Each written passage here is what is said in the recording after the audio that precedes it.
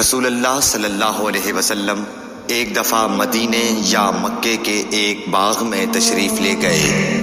وہاں آپ نے دو شخصوں کی آواز سنی جنہیں ان کی قبروں میں عذاب کیا جا رہا تھا۔ آپ صلی اللہ علیہ وسلم نے فرمایا کہ ان پر عذاب ہو رہا ہے اور کسی بہت بڑے گناہ کی وجہ سے نہیں۔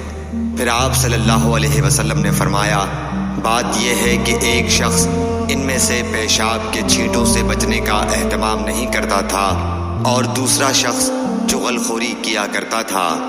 پھر آپ صلی اللہ علیہ وسلم نے کھجور کی ایک ڈالی منگوائی اور اس کو توڑ کر دو ٹکڑے کیا اور ان میں سے ایک ایک ٹکڑا ہر ایک کی قبر پر رکھ دیا۔ لوگوں نے آپ صلی اللہ علیہ وسلم سے پوچھا کہ یا رسول اللہ یہ آپ نے کیوں کیا؟ آپ نے فرمایا اس لیے کہ جب تک یہ ڈالیاں خشک نہ ہوں شاید اس وقت تک ان پر عذاب کم ہو جائے۔